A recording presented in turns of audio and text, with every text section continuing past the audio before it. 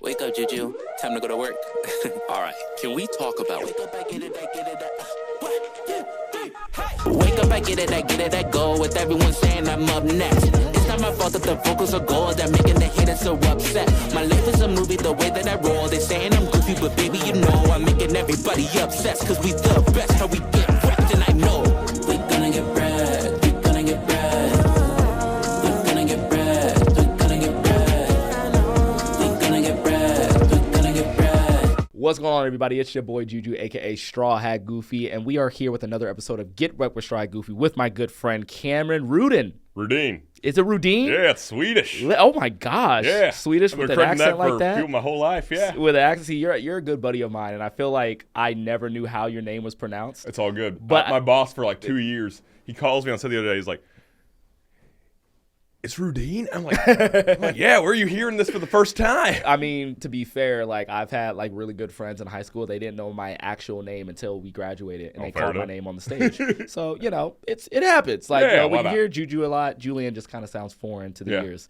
But we got a pretty good episode for you guys today. As you guys know, at the time of this recording, or at the time this is posted, the Oscars will be tomorrow, and there's a lot to talk about when it comes to the Oscars, right? Like, predictions, like how the show's going to go, where the show's been, like in terms of ratings and stuff like that. Absolutely. Performances, you know what I'm saying? Like we'll get all into it. Oh, we're going to do it. We're going to put in our predictions. We're going to talk about who we think is going to win, what the performances are going to be, and like just what to expect. But before we get into all of that, I will have you guys know that this is a first for a lot of this episode. There's a lot of firsts happening right now because this, as you can see, we got a new space. This is we're 90, 80, what would you say, Craig? Like 80% look of the space that we're going to be in. So get used to this look, not too used to it because we're going to add some more stuff into it. But for the most part, the color, the chairs, the ferns, this is the look. So if you're watching this on YouTube or on another thing, which I'm going to say in a second, then take it all in. This is the new look for the podcast, and I'm really excited about it. It's a damn good look. It's a damn good look. Yeah. I F's with it a lot. Yeah. A new thing, and I'm really excited to announce this. We are on Substack now. And this will be the first episode to launch on Substack. So, man, you're putting me on a launch episode? This is a launch episode, my friend. I would have shaved if I knew it was a launch episode. I look dirty right here. I put you on this launch episode because, one, your voice is buttery. Oh, thank you. And so, if you want to draw people in, we want people to think that you're going to be here all the time, which you can if you want. Whenever you want me. Whenever you want. So, whenever we get the ratings that dip, we'll just have you come in and then put the buttery but smooth voice on it. Because we know how much people love your voice. I'll take it. Me and my girlfriend still quote you, by the way, when we were at that party. Oh, fantastic. We still quote you. That is your girlfriend. Good party. It was a great party. Yeah. It was we hung out for my birthday, and it was like really, really cool. So beautiful house. It was a great house. Like we just had Balezzo's pizza and played Super Smash Bros. And Mario Kart. So it was a nice chill time. It was lovely. It was a great chill time. Yeah. So if you guys know about Substack, make sure you download that app. You can find me on there. There's a lot of content that's free, but there will also be some like exclusive stuff behind a paywall. And I know how that sounds scary. Paying for things do sound scary. Yeah, what exclusive things you got behind a paywall, Juju? You gotta. I didn't know it was this kind of channel. You gotta pay for it to find out, man. Maybe we got some stuff happening in this episode that you gotta. Got the pay link for. tree in bio. You know what I'm saying? Hit the link tree in the bio. But in all seriousness, make sure you guys get Substack so you can find some more great episodes. It's gonna be really cool. Also, more production value. We have a private chat in there going as well that I will be talking on. So we can talk together on the private chat about the podcast, about the Oscars as it's happening. I will be on there as well. There's a lot of good stuff happening in result of like the Substack thing because we're CAA signed now. Like I would like to say we're making the big bucks. We're not yet.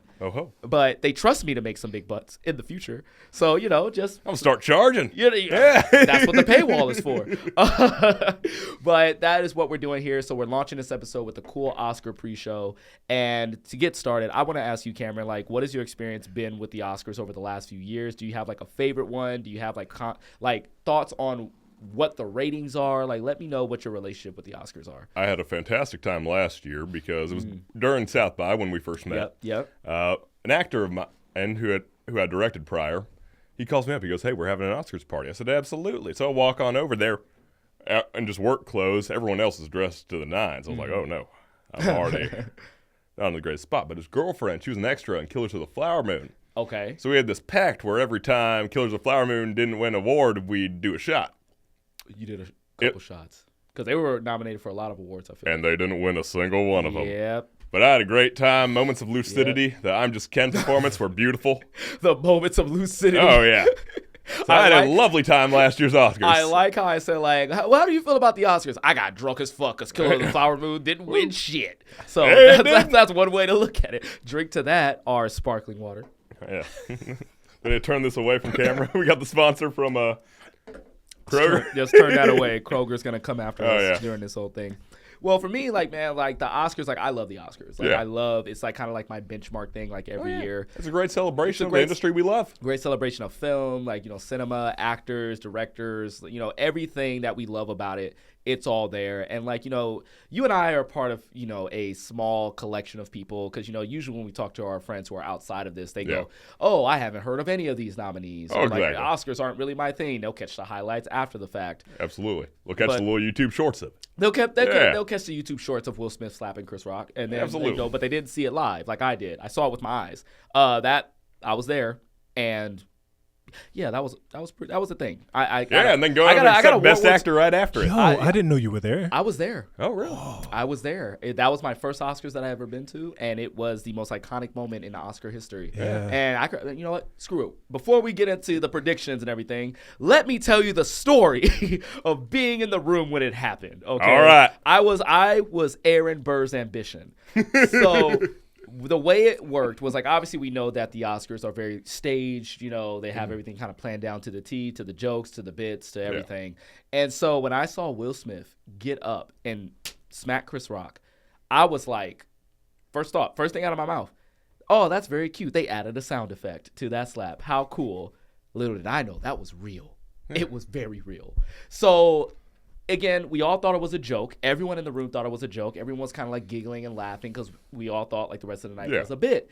But then we hear, get my wife's name out your fucking mouth. Yeah. And we were like, okay, it's still part of the bit because there's still kind of like some chatter. You kind of just hear it over the chatter. And you just call and response action, yeah. When Chris Rock asked him to do it again, it was the second time that made you go, oh, shit. Because I can guarantee you, if you were outside of the arena, you probably could have heard him say that. That's how clear he was. And that's when the whole room.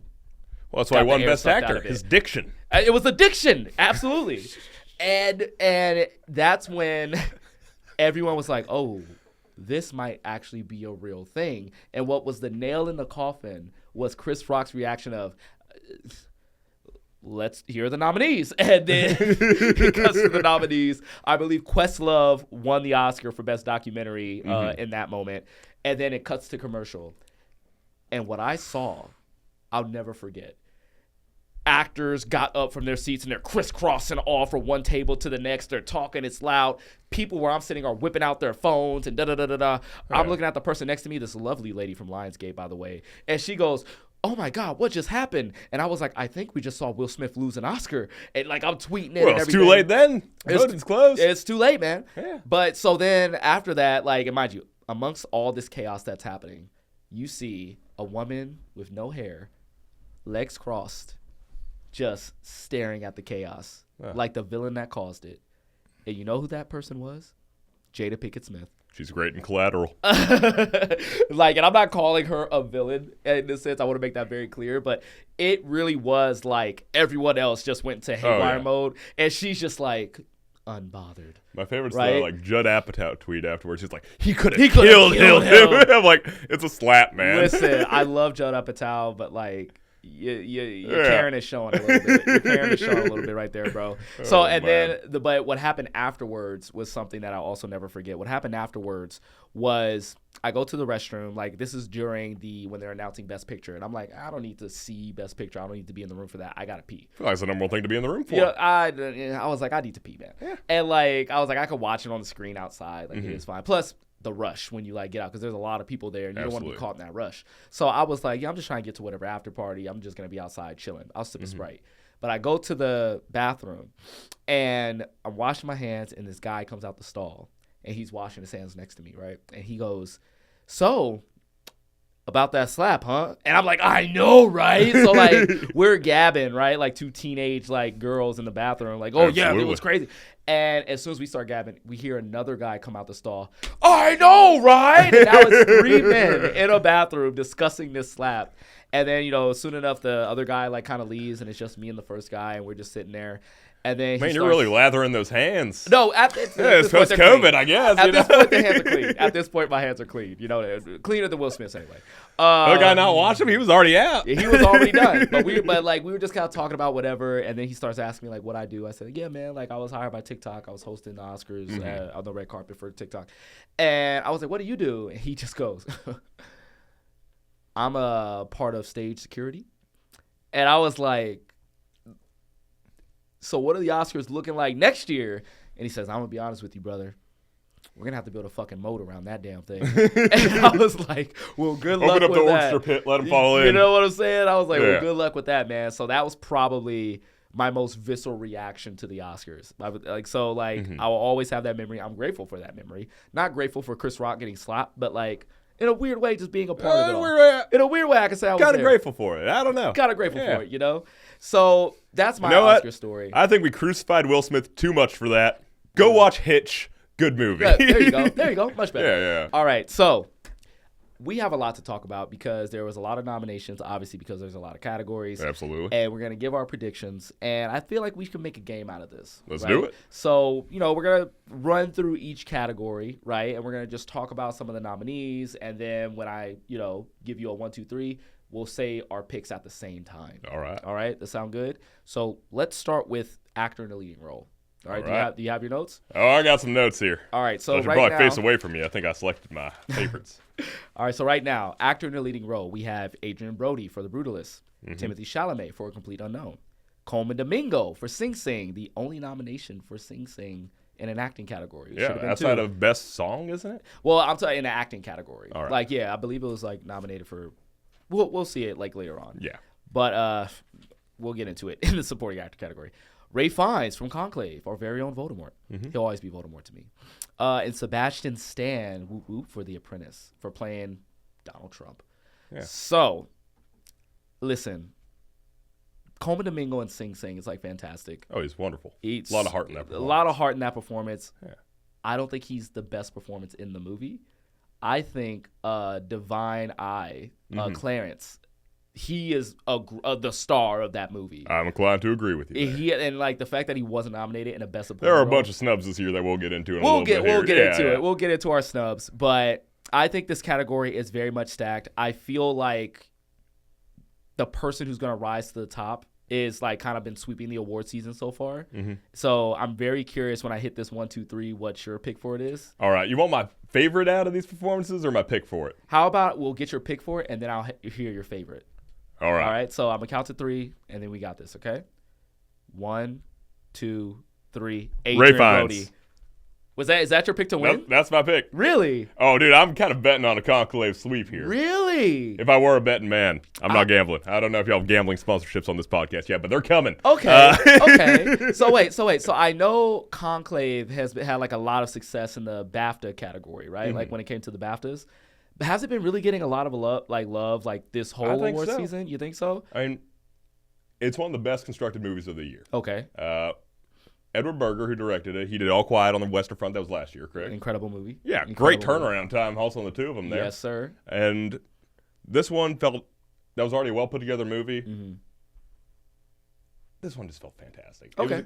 It was some of the most fun I've had in the movie theater this year, which I did Conclave. Which I did not expect on a movie about electing a new pope. That's what I was saying. Conclave, a movie about popes. It was Vatican Mean Girls. It was lovely. I describe it as that too. Vatican Mean Girls. It's a lot of drama when it comes to this whole selection of the pope. It's oh yeah, this guy has a secret girlfriend.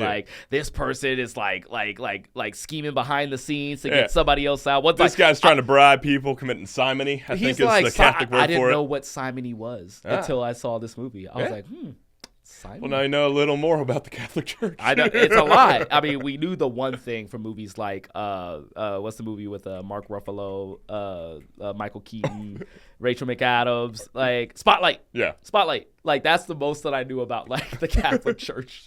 And then I was like, ooh, Symphony's part of this too. We can add some more corruptions to it. But I love that you're talking about Conclave in this manner because, like, I always thought Conclave was just like that quote unquote Oscar bait movie.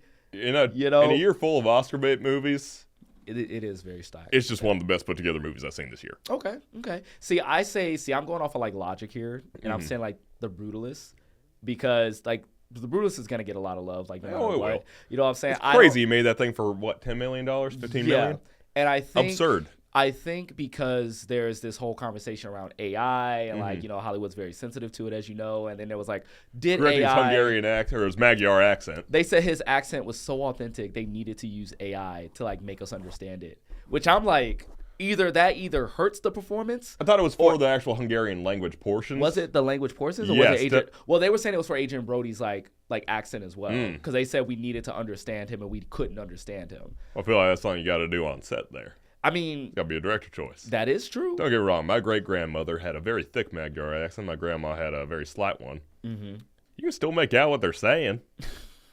Can I make out any words of Magyar? Heck no. It's like Finnish. If not born there, you're never going to learn it. Right. But, yeah, man. But I'm saying, like, when it comes to, like, Adrian Brody and, like, this whole AI conversation, it's like, because you use AI to clean up the language and like to help you understand him and clean up the performance, and that's why I don't like him for best actor. But that's the thing, like, and I think that's the split. Is like, is that going to stop you from liking the performance? Do you think that's something that like boosts his performance, or is it impressive that he did do an accent so authentic it needed to be cleaned up? Well, right. So I feel like Hollywood, like, or at least the large majority of the award shows, are leaning into. It's a great ass fucking accent. Like the fact that you needed AI. But also that didn't no. So I want a correction on that. Okay. So they used re-speecher, and what they wanted to do is help perfect his Hungarian pronunciation. So they smoothed out his pronunciation. That's what I'm saying on Magyar. If you're not from there, yeah, because when they were doing the edit, there was a native Hungarian speaker. Yeah. And that speaker could hear that this was not native Hungarian being spoken. So they used re-speecher to help enhance the pronunciation. Okay. So that's where it came in, and that's why it's so controversial. But again, that goes into like they used re-speecher to fix his performance then, for lack of a better word. And doing so and that only came out in the last few weeks, correct? Well, is it like fixing or enhancing? Because I think that's where I think either way it damages I think it damages the performance a little bit, because if your performance needs to be fixed or enhanced, it means that you're getting a boost, like, performance enhancing type of thing. So, but don't get me wrong, our performance is always going to be enhanced absolutely a little bit. You got a sound guy back there, but the case where they're adjusting this pronunciation and whatnot, I don't think it's really something they needed to do. Yeah. And especially if it's hurting his award chances. But also, he already has a Best Actor award. He was the youngest Best Actor winner in history. He was 29 when they made The Pianist with Roman Polanski. Yeah. How'd you say that? The penis. The penis? Yeah, it's pronounced penis, right? It's pronounced penis. Like, I laughed at it when I was younger, and they said, no, but that's actually how it's penis. I still laugh at it. I'm a big child. Yeah. Okay, so you said that was your choice, but who's your favorite to win Best Actor? My favorite out of these performances, I might go Coleman Domingo. Coleman Domingo is like my favorite too. In my heart of hearts, that's who I want to win. And I think we could like go down with. He was nominated for Best Supporting last year on American Fiction. Wait, was that American Fiction or was that like a different? I think it was for American Fiction last year. Can we get a fact check on that? Because Coleman Domingo was not in American Fiction. Oh, I'm just talking out of my ass. You're thinking of Sterling K. Brown. I am thinking of Sterling K. Brown. You're entirely right. But he was nominated last year. So, like, I can't remember what movie he was nominated for last year. Rustin. I believe it's Rustin. Give me a fact check. Like, my movie guy brain is like, yes, Juju, it's Rustin. Believe yourself. Oh, yeah. But I think it was like called Rustin or something like All that. right. Yeah? All right. So, yeah, I think we're in agreement that, like, if we have to choose between all of these, like Coleman Domingo. Oh, I thought he was at the very fantastic. least to give Sing Sing like some love and things like that. I think like a runner-up should be like Timothy Chalamet. I think his Bob Dylan was like fantastic. Oh yeah, he could have used the cleanup software because I can never tell what Dylan's saying. Yeah, which is fantastic because I can't tell with real Dylan.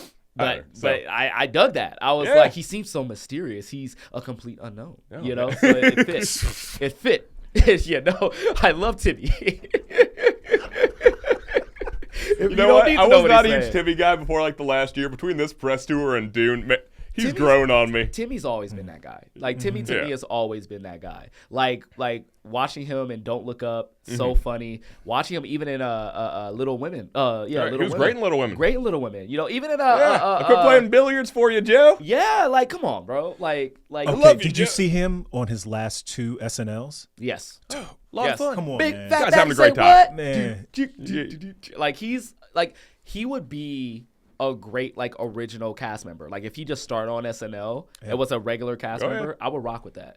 I would rock with Timmy on that. Yeah, I agree with you. But yeah, I feel a similar way about Gosling, but I'm also like, it's kind of nice that we have him sparingly. yeah. Yeah. You know. All right, so Makes it more beautiful for missing him. I think the way we're gonna like proceed, Like a long distance girlfriend. okay, it's so good to see you again, baby. Who doesn't want to be in a long distance relationship with Ryan Gosling? Am I right? He wrote right. a letter every day, man. The mom kept him. Day. All right. On the so, glove box of her car to show whenever. I really need to watch The Notebook. You never seen The Notebook? I haven't watched it in a long time. Oh man, I start long weeping every time. time I think about that movie. Okay, I'll watch it for you, buddy. They died together, brother. It's, oh. All right, so I think what we're gonna proceed to, we're gonna list them off. We'll start with our picks, and then we'll go with like what we think is gonna win, and then like our favorites. All right. Sound cool? All right, so actor in a supporting role, we have Yuri Borisov in Anora. He was the bald one. He was the bald Eeyore. one. He was sweet, but like I was like, I don't know about It was best. a very sweet, understated It performance, was a but I very thought it was understated very performance. natural. Yeah, Which that's what is- it felt like to me. Yeah. You know, I was like, I like this guy a lot. That's what I really enjoyed about Nora is that it was very kind of realist movie. In the middle, just becomes a Three Stooges thing for like an hour and a half, which is lovely. You know what? I never heard it described that way, and I'm gonna agree. Oh, like, yeah? It is very like a Three Stooges, like slapsticky. Yeah, you know, it becomes a type little of- comedy of I errors. haven't seen it, and someone literally said that before you guys got to the studio. We were Really? talking about it. Yeah. The middle. I seen Middle's it. fantastic. And yeah, like especially like it's like right after they tie her up, it becomes like a bit. Yeah. You know, like and then Honest Trailer just did their annual like Oscars like Honest Trailer, and they got to Anora, and they were just kind of like.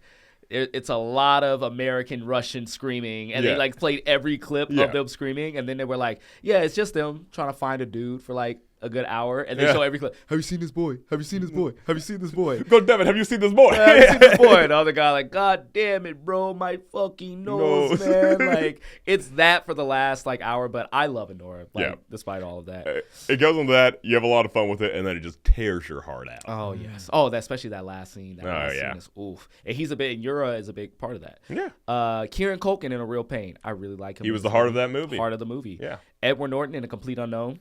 Loved him. Loved him. Loved in his that Pete movie. Seeger. Guy. I thought he really got screwed over by Dylan there. Yep. I think so. Or he's like, I'm giving this kid a shot, da-da-da-da-da. And he's like, yeah, screw you, Pete Seeger, and your folk festival that He you've was- built up from nothing. Yeah, and then they tried to like haphazardly like they tried to after the fact make him kind of like the villain. Like I don't really like your music, and it's like Well, you like the music, but also it But kind of he's came still down to your the point where, friend. yeah. he's still your friend. Like Or he you just know? kind of wanted Dylan to keep making protest music. Yeah, Yeah, you know. whatnot. So you know, I that kind of fell apart for me in the movie. That was like kind of my big thing of just kind of. Yeah. I know they try to show complexities within their relationship, but I was just kind of like, I'm just lost. And like, are y'all friends? Are It's y'all kind of the friends? angel on his shoulder where Johnny Cash is like the devil that's like, yeah, do the it. whiskey-ridden devil on the He's shoulder. the- he's this the Kermit creature the of- Frog yeah, in the Sith outfit going, do it, yeah, do it. floating there. He said, no. At one point there is He's a drunk moment. driving. He's like, you fucking there play is with a that moment- electronic band. There's a moment in the movie where Bob Dylan is like, no one wants to listen to a kid sing these songs. And then you just see Johnny Cash just go, I want to listen to him. And I was like, he's the And devil on his like, Johnny Cash shoulder. has a very square jaw, and Boyd Holbrook has kind of a pointier jaw. So it Yeah. kind of looks like Giga Chad Johnny Cash. No, I dug it. I dug Oh, it. I thought he was fantastic. He was so good. yeah, where's All the right. Boyd Holbrook nom? Oh, the what? The Boyd Holbrook nomination for Complete Unknown. Honestly, like he was there so sparingly, and I don't think he was there enough to make an impact. So, I mean, I wouldn't be mad, but I'll be like, yeah, you know, there's bigger ones. I mean, Guy Pearce for The Brutalist, you know, Jeremy Strong for The Apprentice as well. Which, funny enough, Kieran Culkin, Jeremy Strong, Well, both from Succession reunion here, yeah. And apparently, I heard yesterday that they had beef with each other. So there's a lot of high stakes. Oh, in not this surprising. Yeah. Not surprising. Yeah. I was getting that vibe when they were basically doing all the pressers and just a little, So Not yeah, surprising. it would be Very interesting. high-strung crowd there. Yeah, and I think Jeremy Strong just like recently was being brought up. It's like, oh yeah, he could take the award, but I think this is Kieran Culkin's to lose. Yeah. At this I point. mean, the thing about The Apprentice is Picked a bad time releasing that. I was already so burnt out on all the Trump stuff. Yeah. And then Yeah. I was like, the last thing I want to do in my free hours away from my phone and away from the news is go watch Sebastian Stan be Donald Trump. You know, the for saving 2 grace hours, 10 minutes, or however long the runtime is. You know, the saving grace in that sentence, though, is like, as much as I've had enough of Trump, Sebastian Stan. Yeah, he's really good. You know, he's great. Like, and it's his first nomination, too. So it's like, he should have been nominated for I, Tonya, if you ask me. I'm with you there. So, you know, I'm glad that he got it for this one. I liked him as the freak-ass boyfriend in that. Yes. Yeah. All right. Are you ready to like name your picks in 3? All right. All right. Actor in a supporting role. 3, 2, 1. Ed Kieran Norton. Culkin. Man, where Is that who do you want to win? Or that's who I think is going to win. You want who I want to win? Who do you want to win? I didn't want Kieran to win. Yeah. But like, okay, so why do you think Edward Norton is going to win? Okay, music biopic. Okay, it gets awards. That's one of the reasons they make them. I mean, is everyone really clamoring and falling over themselves to go see Complete Unknown? Man, it's awards bait. I mean, I know a lot of things are like, we'll get that title, but Ed Norton, he had a lot of heart in that movie. He was very sweet. Yeah, he was very sweet. Yeah. He was really great in the movie. I just feel like when it comes to like this entire like list, I was more invested in Yura Borisov and Honora. Mm-hmm. I was very invested in Kieran Culkin, and I feel like he's been sweeping this award season. He has the SAG Award. He has the Golden Globe. Which I'm very surprised Real Pain didn't get nominated for more things. Yeah, me too. It was a movie that, unlike I knew we could still have nominated anymore. Yeah. It's like I don't want to compare it too much to this, but it's like last year's The Holdovers, where it's like a nice, simple story about like these two. I love The Holdovers, man. The Holdovers was probably my favorite last year. It was like my 3rd or 4th favorite movie last year. It was my second favorite last year after Iron Claw. Yeah, Iron Claw. Ooh, and Iron Talk Claw about didn't get nominated snubs. for nothing. But that's another conversation. It was for another A24 day. dropping that at the end of December that did that. Yeah, that's true. And we'll get into like, you know, the placement of movies releasing versus like the I got nomination, Dune thoughts. Dune thoughts. I got Dune thoughts. We're gonna get into Dune. All right. We're gonna get into Dune. All right, so that was our actor in a supporting role. I think Kieran Culkin deserves it. I believe he's going to get it. So that's just kind of my thoughts on that, Janae. I'm sorry, I had to Just keep it going, brother. That's my thoughts on that. It's all good. Oh my Not gosh. a Bama boy, I'm a Texas boy. All right, Moving forward. So, all right, so now we're moving into actress in a leading role. All right, flipping it back. All right, so we have Cynthia Erivo for Wicked. Mm-hmm. We got Carla Sofia Gascon for Amelia Perez. There's a lot with Yeah, a lot Greg's going on looking Amelia like, Perez. Greg's looking like, okay. We got Mikey Madison for Nora. Whoop. Demi Moore for The Substance. Mm-hmm. Fernanda Torres for I'm Still Here. So let's name who we think we're going to win and let's discuss. Wait, who we think's gonna win or who we like? Who we think is going to win. All right. All right. Actress in the leading role. 3, 2, 1. Demi Fernanda Moore. Torres. We're on the opposite. We're on different. Okay, I'm not getting the Demi Moore hype here. So I think you're it'd be not very getting much it. like the Jamie Lee Curtis, where it's more of a career award than anything given in that movie. Here's the difference, my Jamie man. Lee I'm gonna take Curtis my was the jacket best off. supporting actress in that picture, and I stand by it. Here's. I'm gonna take my jacket off for this. Hold on. So one, Demi Moore in The Substance, fantastic performance. Yeah, like great I performance. was so like encaptured with it. I feel like a body horror movie such as The Substance getting nominated for anything at the Oscars in this time is like an amazing achievement. But Demi Moore, I feel like next to Mikey Madison, because I think Mikey Madison, you could like interchange the two, is one of the best performances of the year, like period.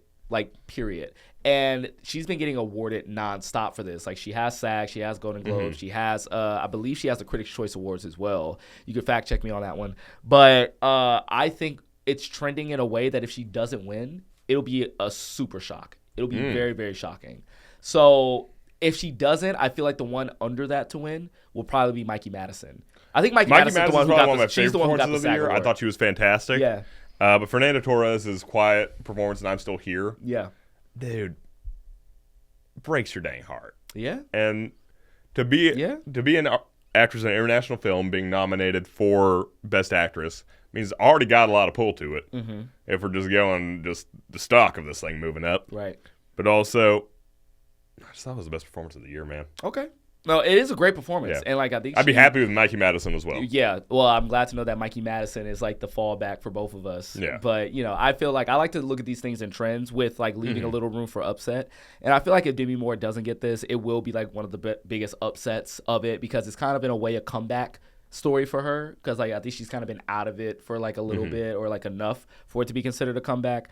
But you know, if it's either her or Mikey Madison, I'd be cool with that. Fernanda Torres is like definitely a third because she did get the Golden Globe for that for like her like best supporting in a drama role, I think it was. So you know, we'll see. Cynthia Erivo, like great performance, fell out of the race. Like you know what I'm saying, like but it's a great performance. Call it Sophia Gascon. Good luck. Yeah, no, ain't happening. Know, sorry about that. It could have been historic, but sorry about that. But yeah, so I have Demi. Don't say those things and make a better movie. Just be a better person. You know, just be a better person. All right, so that is a actress in a leading role. Now it's time to move into supporting. Yes, we got Zoe Saldana for Amelia Perez, Felicity Jones for The Brutalist, Monica Barbaro for A Complete Unknown, Ariana Grande for Wicked, and Isabella Rossellini for Conclave. Okay, now who do you think is going to win on 3? Actress in a supporting role. Give me like 3 seconds to think about it. Think about it, because I already know my pick. All right. I have a feeling you know your pick too, Craig. All right, you got it? I think so. Okay. Actress in a supporting role. 3, 2, 1. Zoe Saldana. We got one. We did it. We got one. You got one? High five. We got one. I think in a movie that I was utterly confused by, in a movie and where a musical with no great musical numbers. In a musical, you said that on the other pod. You said it was confusing. It was confusing. And it was tough to make it through. I still haven't made it through. Yeah. I have not. Oh, you haven't finished it yet. I haven't even finished it, man. And I don't think I'm going to be honest. However, every time I did attempt, I was like, Zoe Saldana's acting the fuck out of this movie. She's a fantastic actress. She is fucking fantastic. Always brings her A game. Every single time. And I think she should have been nominated way back when Avatar was nominated. I think she should have gotten a nomination for that. Yeah, but they had a little deal against motion capture and blue people in suit. Like, I get that. I get it. Like, honestly, like, we could talk about Andy Serkis shouldn't have been nominated for Caesar as well as Gollum. But, again. I just want to off-road a little bit with Zoe Saldana. Have you seen Lioness on Paramount Plus? I have not. Yo, so good. Yeah? So good. Okay. I'm trying to tell 2 seasons. Really, really well done. It's got Nicole Kidman in that thing, too, don't it? Yeah, Morgan Freeman, too. Yeah. I haven't been given Paramount Plus. Taylor Sheridan. Is it an original? Yes. Well, Taylor Sheridan does everything on that dang service. It's so good, though, man. It's one of those procedurals that I'm like, oh, I'm in. Okay. That's the thing is, I'm in. I need to give Paramount Plus I've been more chances. so away from procedurals for so long. Yeah. And then friends like watching Fire Country or something. I lean in, I start watching this. I'm like, I gotta get but it, no, man. this is. I mean, personally, I feel like it's just really good storytelling, really good character development, solid performances, all the action sequences, like just. It's good, man. Okay, it's really, really good. All right, I'll give it a look see, and hopefully, like more people will check it out after she gets this Oscar because she's gonna get the Oscar. But I think I look at all these performances. What are backups? And that's the thing. Backups are hard. Yeah, like backups are really hard. Like I look at all these performances; they're all great. I feel like they're all on the same level. I disagree. I really do. You think so? Like I was like surprised Ariana Barbaro Grande got the nom there. Yeah, I wasn't surprised. Where I didn't think she was particularly well cast as Joan Baez. I thought she gave a great performance. But also, I wasn't really feeling Joan Baez. As someone who doesn't listen to Joan, like I was just like I didn't know any better. I was just kind of like, oh, she's doing a great job. Like I don't have anything to compare her to. So that's what I was looking at. Maybe nobody in the Academy knows who Joan is either. I don't want to say that. I might get like people are gonna be, you don't know Joan Baez, but like I just did it right. And, like, there's some black dude from Compton. I'm not gonna. To you, Joan Baez is something of a complete unknown. Say what? Oh, wait a minute. Yeah, there we go. Took me a minute. Felicity Jones and the Brutalist. Great performance. Okay. I mean, Felicity Jones has been trying to get an Oscar for like ever. She's been this is her 3rd nomination like ever. She had Theory of Everything. Theory of Everything. Which is the only other movie I really know her from that's not Rogue One. And I did not like her in Rogue One because I didn't like Rogue One. She was very bland in Rogue One. Yeah, her whole character trait was just saying the word hope a lot. Hope. And then Big Eyes. Yeah. Also, Amazing Spider-Man 2. Oh, that's right. She was supposed to be Black Cat. But she's been trying to get an Oscar for Ariana Grande thought she had a pretty good Glinda performance. No, I thought so too. Yeah. I thought she was great. I feel like Ariana Grande's performance in Wicked is very similar, not similar like as they're doing the same thing, but it feels like the Ryan Gosling and Barbie, like to me. It feels that way. Blonde and pink? blonde and pink. Yeah. That's, you know, The supporting role? outside of the aesthetic, but I do like that tie, that correlation. But they both just have this like effortlessly funny, like, but they also have like this like undercurrent of tragedy behind them. Like that first scene, I knew the first scene where she's singing "No One Mourns the Wicked," and like somebody goes, "No one mourns the wicked." She gives this look that has like a lot of like remorse in it, right? And mind you, this is me watching this movie having not seen the stage play, haven't listened to the musical all the way through, so I'm not fully tapped into like what happened between the two or what's going to happen. Yeah, I got beef with the movie, but that's its own thing. I thought she gave her a performance. I thought she was I don't great. think you just start a movie by being like, let me give you the whole story. And then it cuts to Wicked, part 1. You can't part 1 after you say you're going to give me the whole story. Hey, It's a 3.5-hour stage play. I think that's You got 3 hours and you're doing only part 1? I think it's Okay, fine. that's legit beef right there. That is legit. That's beef. legit beef. Yeah. He's kind of mad. Yeah, He's kind of mad. Yeah, I support you, bro. Yeah. I support you on that. Don't get me started on the color grade. Oh, I heard the color grade was like, yeah. There's one scene when she's doing the reprise of Popular. She's in the hallway. It's I all love pink. that. And I'm like, yeah, Love this is that. how the rest of this movie should look. Love that. Love that. And I think, again, in that scene, that's another thing I think they should put in the Oscar reel for her when they call her name.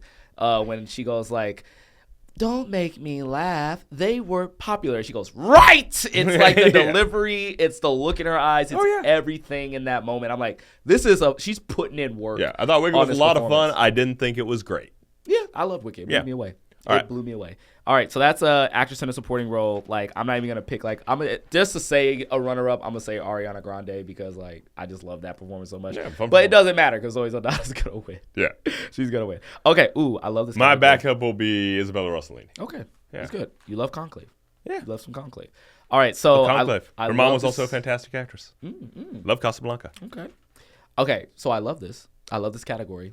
Best animated feature. Ooh. Read them out, Cam. All right, we have Flow, Inside Out 2, Memoir of a Snail, Oh, I love that one. Wallace and Gromit, Vengeance Most Foul, and The Wild Robot. Can you like read all of these? Yeah, if you Because, want, like, I can do it. He's got the voice. Like, just read all. Just of read these. everything. Yeah, All right, just I'll- read I'm just give you gonna all- shut this mic down real Voice quick. from the heavens, I'll be coming down. All right, now this was a strong fucking year for animation. I dude. thought so too. This was a strong year, and like honestly, like, and I love Pixar. You know, I'm a Pixar fucking nut. Inside Out 2 is kinda- Inside Out 2 is the weakest one on Oh, this by list, all which is means. the first time a Pixar movie has the weakest movie on this list since Cars. Frozen. That's not a Pixar movie. Oh, you're right. So there you go. All right, But that's- Cars. Like, I can't remember what was nominated, but Cars didn't win, and I knew it deserved it. But I like Inside Cars Out kind of 2. rocks, though. People My like- nephew's super into cars. I've rewatched the first Cars about 14 times this year on account of that. Listen, the first Cars, it's pretty good. Pretty good. I got beef with Cars 2. I got beef with Cars 2 I too. got beef with Cars 2. And then Mater Cars doesn't have 3, those intangibles Lightning McQueen has. None of that star power. Not at all. And Mater also forces himself to have a girlfriend by just repeatedly saying, "I have a girlfriend," and then she goes, "Okay, yeah, sure." That's the same way he got Lightning McQueen as a best friend. You just kept calling him your best You're friend. my And best he was just friend. like, Yeah. All right, sure. I don't like how Mater operates. Like, I don't like how Mater operates. That's a whole different. You know what? Fuck it. We're gonna do a whole podcast. That's going just through gonna be Mater's beef tall with Mater. tales. It's just gonna be beef with Mater. We're down for this. Mater's Tall Tales, the noir one, kind of goes crazy. It's like half of it's Chinatown You references. can never make me love Mater as much as the public loves Mater. But okay, Cars 3. so They yeah, pulled it but back. this category, All right. stacked as all hell, and like we'll talk about it. But let's best animated feature. Do you have your pick? I have my pick. All right, best animated feature. 3, 2, 1. The Flow. Wild Robot.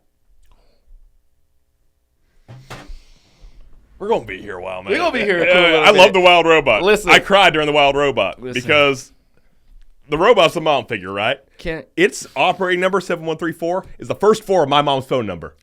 Wow. I was weeping. Wow. Yeah. Wow. Of your mom's phone. Of my number? mom's phone And number. This is a story of motherhood. Yeah. I thought it was a And you fantastic didn't choose movie. the Wild Robot. I really like Flow, man. I ain't gonna lie. I got a cat back home. I got a black cat. I was seeing them like, oh my God. Love this little guy who all at once is becoming wealthy in community, but Listen. lacking home. Okay, listen. I chose the Wild Robot, knowing that it like you just caught me on a Wild Robot day right now. Yeah. Like right, like yesterday I was Flo. I think the day before that I was Flo.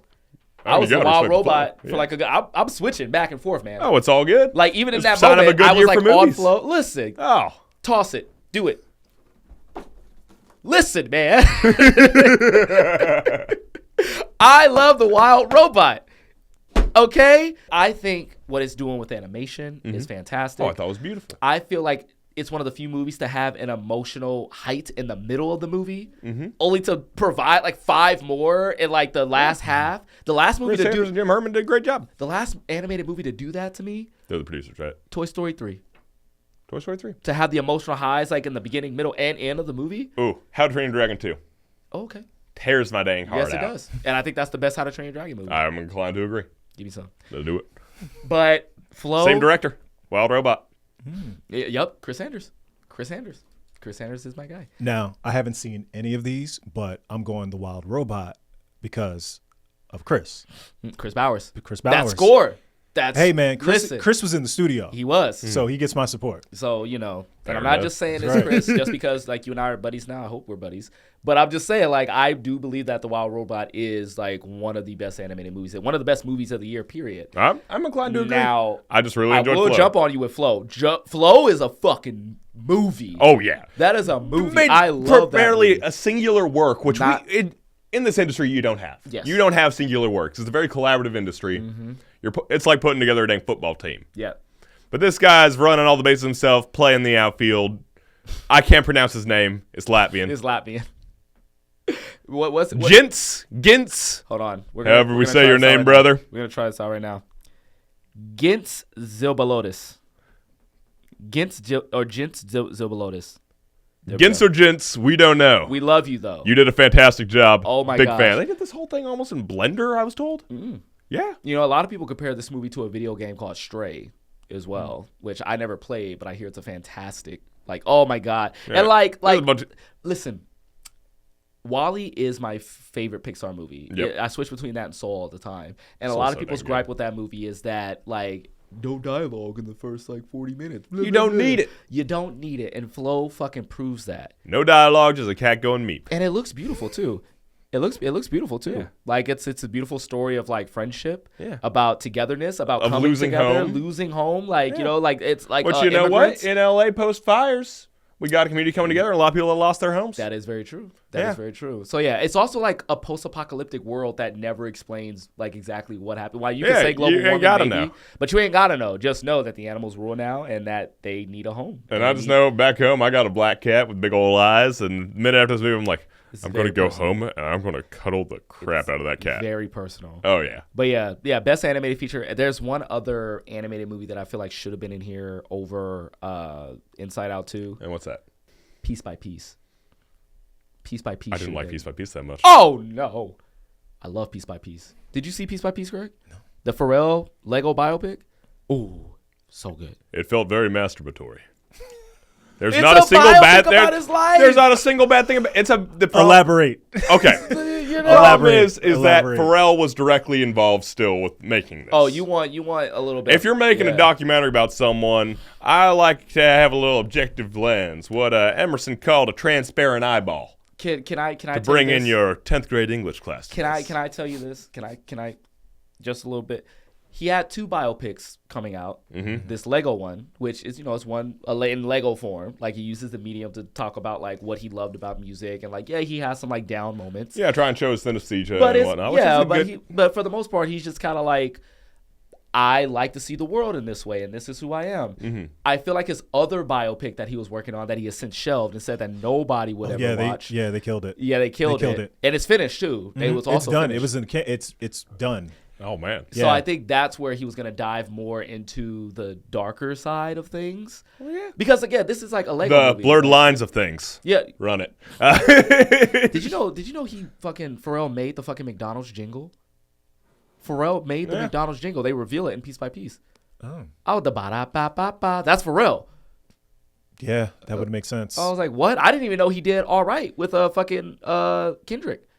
I had no idea. Yeah. The fucking work this man put in. Dude, they had Lego BLM stuff in this thing. It was crazy. It was crazy. Yeah. And you were like, I didn't really like it. I was like, don't do this to me. And it's Black History Month. What are you starting doing? to make sense, man. It's starting to make sense. But no, there were no flaws in Pharrell in the movie. I'm like, all right, it's kind of just. It's a Lego movie. Like, I wasn't expecting to see. Like, if I would have saw Pharrell doing bumps Well, of the coke damn in the Sauron Lego from movie, Lego Batman or listen, every fucking biopic, including Better Man, always has the moment where they're bumping coke and cheating on their wives. And I was like really refreshed to see like Pharrell not bumping coke. You didn't want to see Lego Coke? I don't right now. Like no, maybe I kind of want to see that now. Okay. I kind of want to see Lego Coke. What is that? I kind of want to see what Lego Coke was like. Head spin around and whatnot. God damn it. Whew. Anyway, maybe that is a knock on the movie. We need Lego Coke in it. But yeah, no. I want the darker piece by piece. I want to see the pieces fall apart. Well, you did get one. You got the black and white version a little bit. Yeah. But last thing I want to say about this category is, did you watch Memoirs of a Snail? I did. How did you Also feel say about it? memoirs again. Memoir. It sounded like you missed it. Memoir. Nope. You can't Memoirs look at of this a Snail. You can't. I thought it was very cute. You can't look at this back. Very cute, very sweet. You thought Memoirs of a Snail was cute? Yeah, for a while, and then I cried.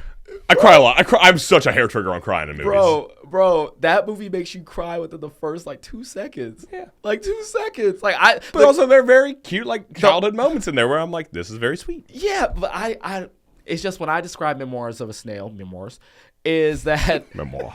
cute is not the first thing I would come up with, because I think in my review I like did say like, oh yeah, there are some like moments of like light and everything, but that movie is like a punishment. Like it's just it's like beat. It's a cross to bear. It's a cross, bro. This movie is a cross to bear. You are literally just trying to make it to the end.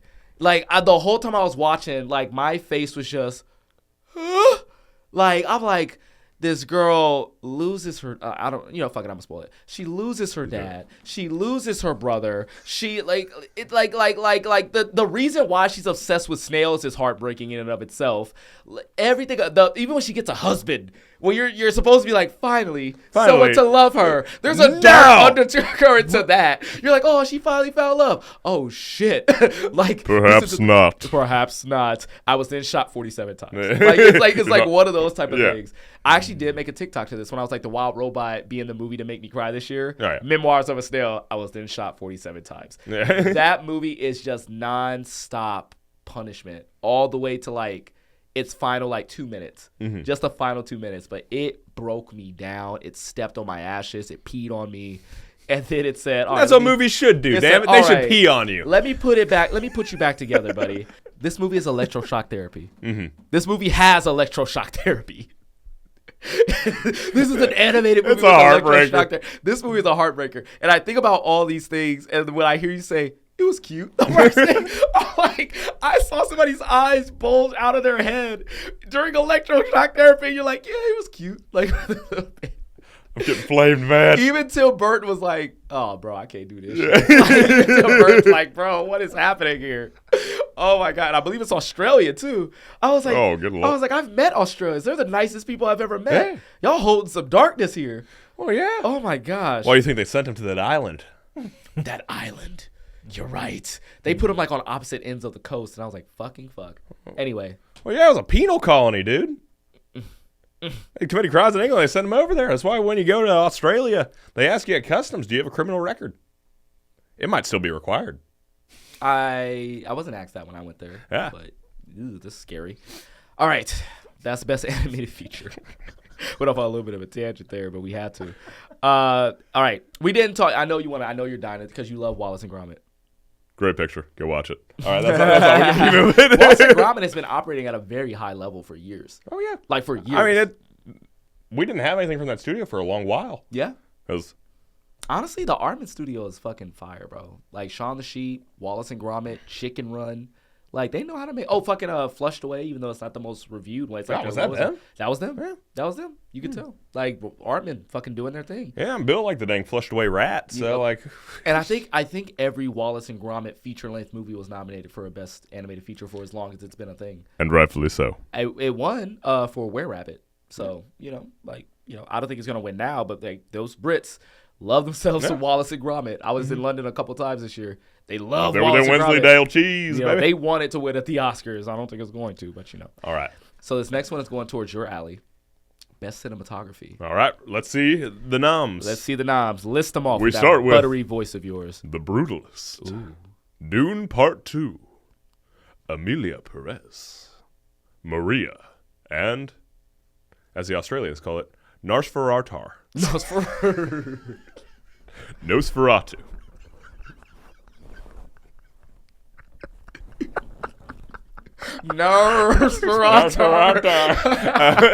Oh no! Oh no! Yeah, that's why they said it in Germany. Our Australian audiences are like, yep, he's right.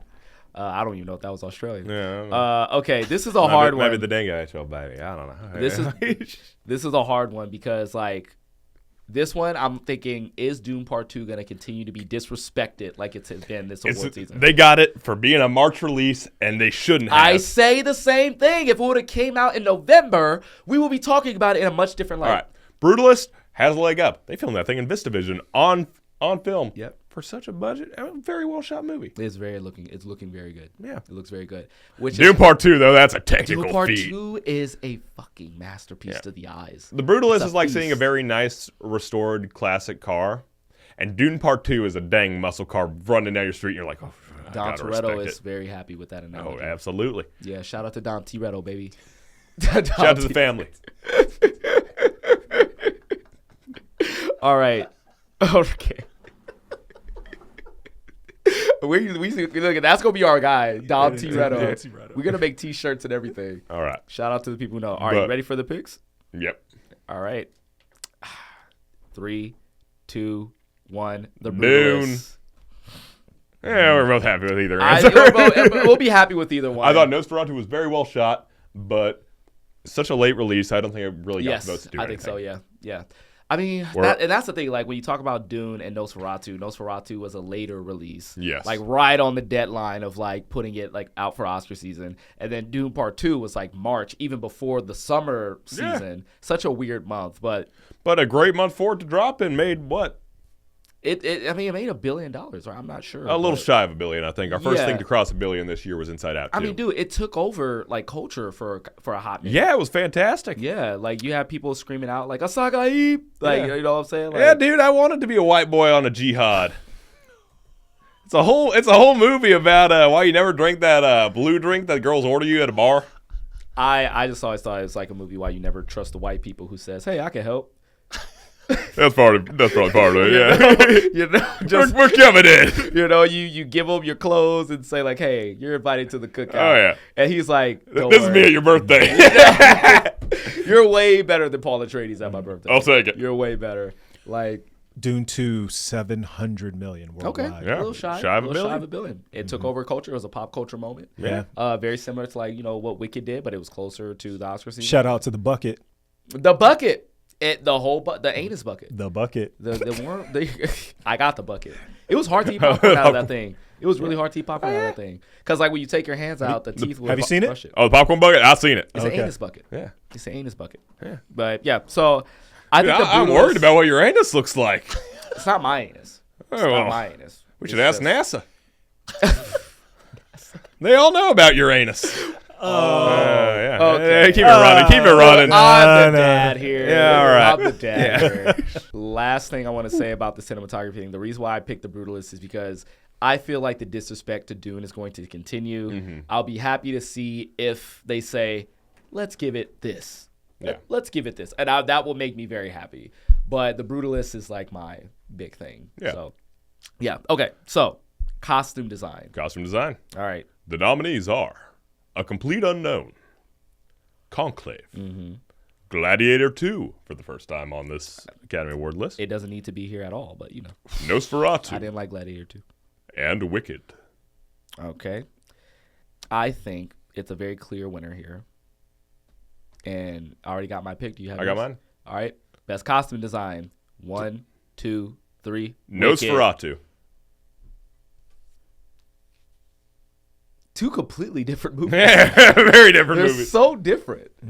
But I think, honestly, I'd like to hear your Wicked takes. both fair. Yeah. Both fair. Like, Wicked, like, the costumes itself is a culture. Like, Yes. it's a movement, right? Like, the amount of people I saw with the Elphaba glasses, there was, like, one swirly here, another swirly Yeah, it kind right of looks there. like an infinity sign. It really looks really dope right there. Obviously, what they did with this is a hair styling thing, so we can talk about this when it comes to hair and makeup. But Elphaba's costume was dope. Glinda's costume was dope. The Shiz costumes were amazing. What they did with Jeff Goldblum, but then all that to say, the Emerald City scene, the just one day in the Emerald City, all that shit felt real. It felt lived in. It felt utterly amazing to look at. And then second on that list is the Munchkin Land scene as well.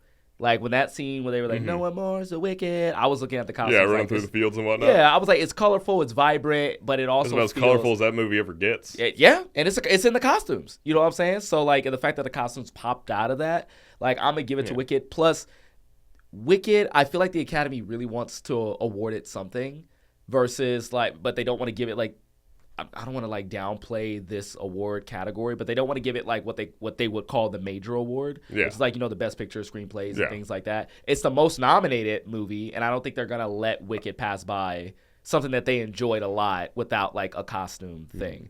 I think this is one of those situations where, yes, Nosferatu's costumes are like fucking Speaking fire. of very colorful costumes. Yeah, right. Like there's a lot of work to get into, and like, they're historically accurate. Historically accurate. You know? They have it down to the dang layers. They have clearly thought about the different wealth class cast between these people, and that Lily Rose Deppson basically the same thing the whole dang time. It's just a dang good movie. It's well put together. Yeah. Linda Muir, I think, is the name costume designer on this one. Oh, it's on the screen there. Fantastic. I only know this because I watched a little making of featurette. Okay, yeah. I was bored waiting for my buddy to get. We were about to like go out and grab dinner or something, and I was like, "Oh, it's on. Let's check it." Yeah. Linda Muir, you've charmed me. Now, I think you should win this award. I think it would be nice if you won this award, but I also think that when it comes to Wicked, these are costumes that people have been remaking. When you want to talk about like its impact outside of the movie, people remake these costumes and like reimagine these costumes. Well, people have been reimagining these costumes since the musical came out. Yes. Well, but like I feel that like was the point I was going to make, because I think Wicked has had such a prolonged cultural impact on more people. It resonated with more people. Yeah. Therefore, it might like win, for lack of a better term, it would be like a popular vote. I would love that. So I think I really think I see that's what you did there. A popular vote. Popular. but yeah, so like I feel like the costumes on a like cultural level will be the thing that puts it over the top, versus like Nosferatu, which like looks great, but I don't think it like excites. It doesn't move me, as the kids would say. Oh, seeing Willem Dafoe in that nice coat with the rats running around him, it's on fire. He looks great. That didn't move you? No. Oh, I was moved. I feel like everything. Those are real rats, man. That's not part of the costume. They pumped in real rats. Well, if there's an award for the rats, then we can get you there, man. The Academy. I know we've been working on stunt work for years for new awards. Please. Rats Award. Get those rats. Think about it. Get those rats. Animal handling. Why not? They're on set. All right, so directing. Yes. This is a very interesting one. The directing category. Should I name them, or you want to just run through? Go ahead and name them, and then we'll give our picks. Sean Baker for Honora. Brady Corbet for The Brutalist. James Mangold for A Complete Unknown. Jacques Audillard. Audillard. Excuse me. He's French. For Amelia Perez, which is not a French name. He ain't getting that. And The Substance for Cora. Wait a minute. Wait a minute. And The Substance by Miss Coralie Margot.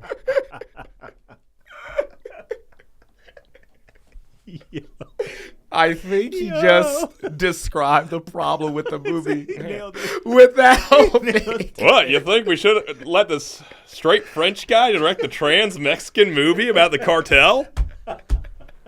Why could that ever be an issue? That sounds like a match made in heaven, man. Yeah, and then when we ask him about it, maybe he should be like, "Oh yes, I studied about these two topics." But no, he went full director brain, which he's like, "I know enough." And I'm like, "Yeah, good for you, brother."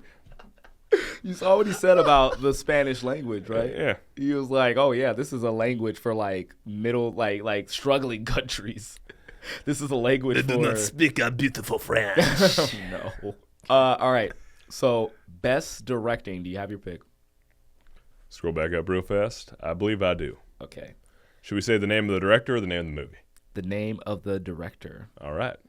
3, 2, 1. Brady Corbet. how do you make that on such a budget? Incredible feat of filmmaking. Yes. You did a great job. Fantastic performances.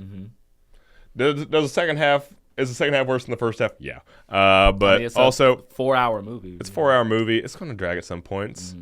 Sorry, David Lean, in your grave rolling somewhere. But fantastic picture. I think that if The Brutalist doesn't win Best Picture, it's going to be one of those years where it splits the Best Picture, Best Director vote. Yes. So I can see something like Anora, which has been kind of pumping up to Best Picture, and then them still going like, oh, The Brutalist gets. You can't hear me? No, I can hear. I didn't know it was a 3:35 runtime. It's got an intermission. Yes, sir. Oh, sorry. So revival of the American epic. I don't know in if you're a tight 90 guy, but I like a good intermission. I don't was- mind an intermission, but I'm just, you know. Yeah. I was in the middle of Shocked. explaining this, and Craig's just like, What do you mean? I have to like look at him. You good, bro? You good? Yes, the runtime is astronomical with an intermission too. So yeah, And to film that much footage on film for the budget they did, which can only be accomplished by, I think they filmed predominantly in Hungary. I think Which is funny because the movie about the Hungarians coming here. But I think they're gonna award him Best Director just for putting the time in. yeah. Just for putting the time in. And All right. also, dude, it's such a feat directing. He did fantastic performances throughout the movie. And, well, yeah, it's singular. He had a steady hand through the whole thing. Yeah. The only other option I can see is Sean Baker for Nora. Yeah, no, Sean Baker's great, and I can see that for Anora. That's why I think like they're gonna split that thing, like Anora Best Picture, this, Fair enough. and I probably just gave away my Best Picture pick, but we'll see. We'll know. All All right. So next up, documentary feature film. Have you seen any of the documentary feature films? No, we're going off names, or we're skipping. Let's go off names and let's keep it tight. All right. Look at a name. Oh, pick wait, a I've name. seen one of these. You seen one of them? Yes. Okay, I have my pick. You have All right. yours? 1, 2, 3. No Other Sugarcane. Land. That's nice. No Other Land, I think it's very in the zeitgeist. It's about the Palestinian people being displaced. Yeah. Okay. And I thought it was a very heartbreaking movie. Made prior to the October attacks and the Israel-Hamas war there, which it's a situation, it's only gotten worse there. Okay. And so I think it's I think it's a very important movie. It's a heartbreaking movie. Well, shit, it tears a hole in your heart and makes you want to fill it with something else. What were you filling your heart with? A lot of liquor. No. A lot of good food right now. I'm watching this movie with you. I said Sugarcane because I like the name. I really like. Keep it the name. moving. Documentary Keep it moving. shorts. Documentary short. Have you seen any of these? I've seen Instruments of Beating Heart. That's the one. That's the only one I've seen. Okay. All right. Okay. You got it? Yep. All right. 3, 2, 1. The only girl in the orchestra. I didn't even say anything. Instruments of Just Beating Heart. froze. Just froze. It's Instruments of Beating Heart for me. These Either- first grade recitals are no joke. Okay. See, we both chose ones that were music related. Yeah. Look at us. All right. Film editing. You Okay. want to read those off for me, big boy? For film editing, we have Anora, The Brutalist, Conclave, Amelia Perez, and Wicked. I'd also like to point out that Sean Baker edited Anora as well. Sean Baker does it all, bro. Yeah. He does it all. All right. I already have my pick. Yep. Are you ready? Yep.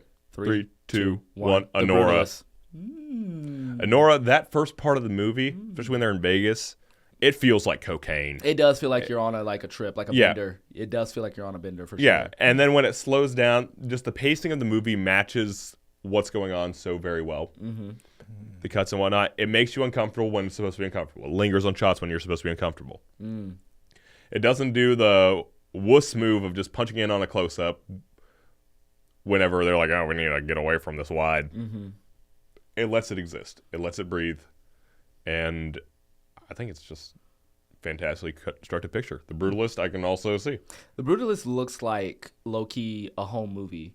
Like, it looks like a home movie to me at points. But, like, not just like the ones with, like, the grainy fucking, like... Yeah, 'cause they're shot on stuff film. Because they're shot on film. But it just feels like a memory that you're watching, right? And the fact that it looks that way, and it's almost like kind of filmed that way, like you're watching it from the outside looking in, and the way like it cuts from one scene to the other, that's what like kind of brought me into the movie. Whereas Nora, I agree with you 100%. Like, it makes me feel what I'm supposed to feel because of the editing. Like, I think of that scene where he's like, please stop screaming. You just see that close of her mouth, like, ah! Yeah. Like, it's like that part right there. I'm like, okay, that shit was like pretty dope. Yeah. But, I also think, again, speaking of like the Academy tendency, I can see them looking at the Brutalist smoking like a pipe and being like, yes, and the editing of the picture. So that's just kind of like where my heart is at on that one. But yeah, all right. So international feature film. This one is crazy because you have 3 movies. 2 of these movies are in the Best Picture race. One of these movies is in the Best Animated Feature race. And it's like usually when you have a Best International Feature category, it's like There'll the be one, yeah, and like, you know that's Parasite, you know? Exactly. Yeah. It's like, oh, it's also nominated for Best Picture, so you know it's going to like do it. Yeah. But this one is like a pretty like close race. I do think one of these like fell out of it, but I think there's still a very clear winner here. Your nominees for Best International Feature Film. From Brazil, I'm Still Here. From Denmark, The Girl with the Needle. From France, Amelia Perez. Doesn't sound very French, does it? From Germany, The Seed of the Sacred Fig. And from Latvia, Flow. Woo! I realize I'm looking between 2 cameras when I'm doing this, but also, whatever. It's all good. It's all good. All right, you ready? Yeah, give me that. Because I already know. I think I know yours, and I think you know mine. All right. So 3, 2, 1. I'm still here. You know, we would have said Amelia Perez probably like 2 months ago. Oh, I was not going to say Amelia Perez regardless. I am not a Amelia You Perez weren't fan, even but able to finish it. I wasn't even able to finish it. But Yeah. like again, going off of like Academy, what they're going to pick, because now I've gotten to the point in the Yeah. Oscars where like I stopped leading with my heart. If only there was some kind of movie about a front runner for a position slowly being dethroned by the position as more and more things come out. I wonder. Some sort of What you gonna election. It's a movie for our time. A movie for our time. It's a perfect Some movie sort for of- our time. Honestly, man, like I still haven't seen I'm Still Here. I'm gonna keep it a buck with you. Okay.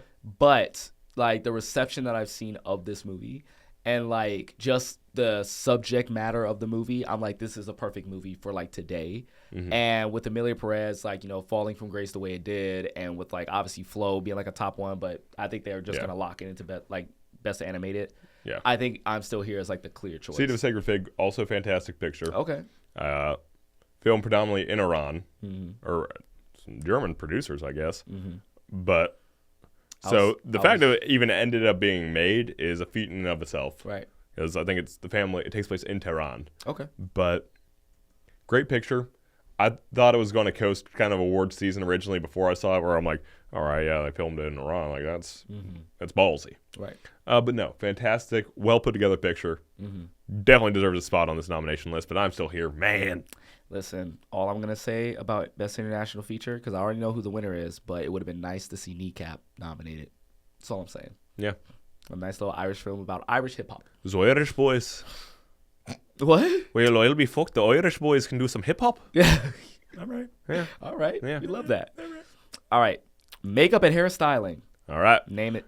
A Different Man, which first time it's been nominated on this list. Which great picture. Yeah. Amelia Perez, Nosferatu, The Substance, Wicked.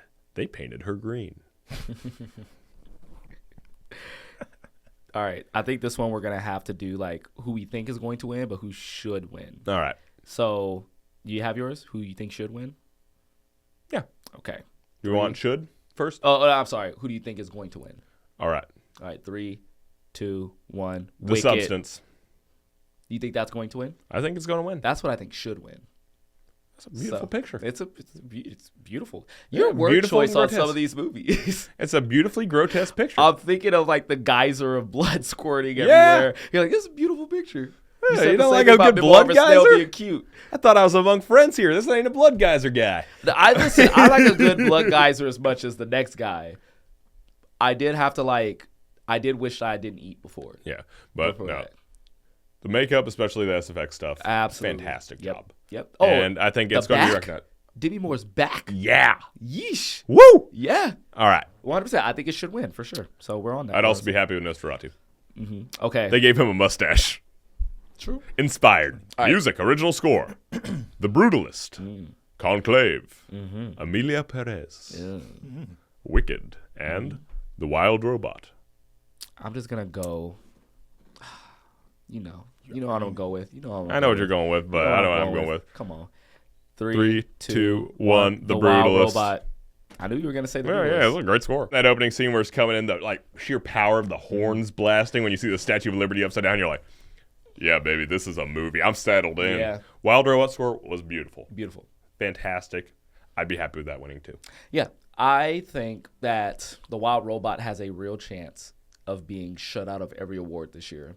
I think it has a chance. Flow might get Best Animated Feature. Which is a damn shame because it was a very well-made movie and one of the best ones of this year. Exactly. I'm still pulling for a friend of the show. Chris Yeah, Bowers. I'm pulling from. I'm manifesting. That's right. My pick for Chris. this is my manifestation. Chris. You ever watch Bridgerton? Yeah, He does Bridgerton. Oh, I gotcha. Yeah. All right. Music original song. El Mal from Amelia Perez. The Journey from the 6888. Like a Bird from Sing Sing. Not Nelly Furtado. Mi Camino from Amelia Perez. And Never Too Late from Elton John. Never Too Late. Okay. I know what. 6888 was what that they Tyler do. Perry like Netflix drop, right? Which one? The 6888. Yes, I Yeah, think so. okay. Gotcha. I want to say that. I already know what they're going to pick. So All right. Three, two, two, one. one. El Like a Mal. Bird. it's El Mal. Dude, Like a Bird by a landslide. This is going to be the only of two that Amelia Perez will win. El Mal has been sweeping the best original song category throughout the whole award season. It's been the only thing that like you could stay, you could stay. But Like I a Bird firmly is great. believed in my watch of Amelia Perez that it was a musical without a single good musical number.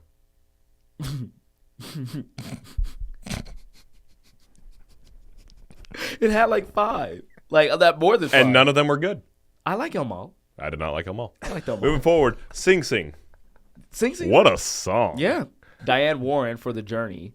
This is her, 16th, 17th Oscar nomination. Yeah. Haven't won one. Yeah. Because every time she For gets the show, nominated. I met her. Yeah. Yeah. Like, it's every time she gets one, like there's always one that's just that much. Yeah, 16. Oh, God. Yeah. 16. God. Gotta win. And it looks like El Mal is going to walk away with this one. It looks like it to me. Well, it would be nice if she wins, but she has an honorary Oscar, which is always nice.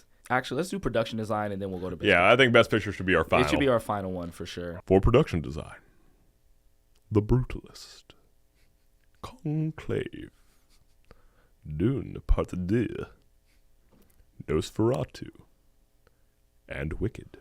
Already got mine. Yep. You ready? I know it's going to be different too. We've been Yeah. different this Yeah. whole show. 3, 2, 1. Nosferatu, dog. It's the rats. It's the rats. You are in love with these rats. Dude, it's the only time I've ever really liked rats. Oh, God. Did you get the popcorn bucket? I did not. If you get the popcorn Does it bucket, have rats in it? It literally has rats in it. Oh, my. It's like the Nosferatu it's the Count Orlok coffin. Yeah. And when you open it, there's rats Oh, that's sick. inside, imprinted into the thing. So Pretty rad. But You're not production the only design one was who love the rats. fantastic on Nosferatu. it is. castle, It is. rad. The castle, rad, and also All of it's shot on set. Viborg. It's also shot on set. There's Yeah. some on location, but Yeah. the beach is not on a beach. Yeah. I'm like, what the fuck? Yeah. It's incredible. A lot of it's They practical. built this dang German town. It's fucking It's incredible. But they also built the sets from Wicked too. They did. They also built that, and it looks good. Oh, It looks yeah, really, the dude. fucking train. I wish that Wicked was shot better so they could see more of those sets and had a better color grade because you look at behind the scenes pictures of that train to the Emerald City looks a heck of a lot better. Yeah. That's without any grade. I mean, even the giant wizard head, the giant Yeah. mechanical wizard head, Fantastic. practical effect. Really? Yeah, bro. Oh, wow. Yeah, Good on them. fucking cool shit. Yeah, happy with that then, too.